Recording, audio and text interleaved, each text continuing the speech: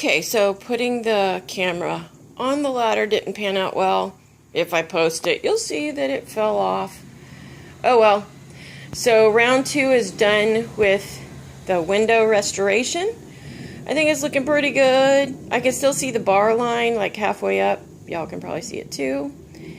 And the top isn't quite as clear as I'd like it.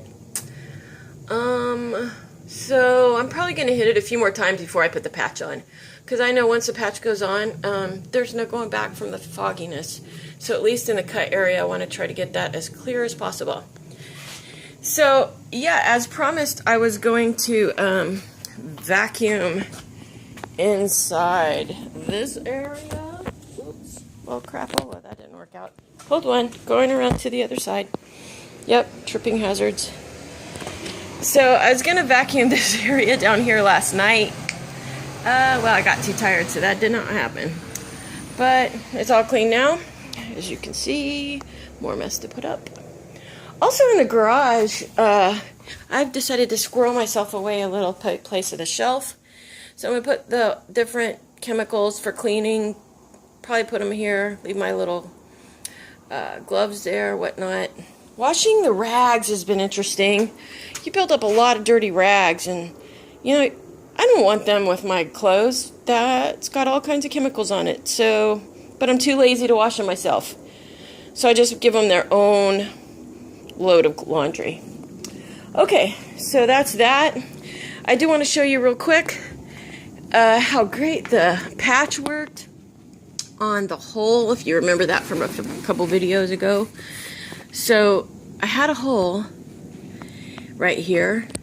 Not anymore. Let me zoom. Let me get it in focus.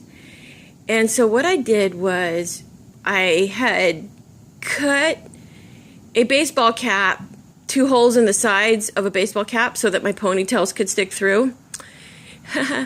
And since I'm pretty environmental, I decided not to throw away the little cut pieces. So I took one of the cut pieces, kind of rounded it up a little bit, and put it behind this fabric layer. It's underneath there. I don't know if you could see it a little bit outline. And then what I did was I put a waxy piece of paper in there just because I knew I was going to use super glue, and I am a super glue problem child. So I stuck the paper underneath there, put the fabric underneath there, kind of centered it up as best as I can. And since my fingers are kind of like a super glue magnet, I decided to be smart this time. Imagine that. And I went and got a chopstick. And so I glued the outside of it here, and then I just chopstick pushed this piece into place. So yeah, I mean, you can't even really hardly tell that there was a hole there before. Pretty happy. Still not super happy with the zippers, but I can work on that another time. Today, I am off to see Miss Mary Ann and give her a ride in the fun machine. So, until then, talk to you next time.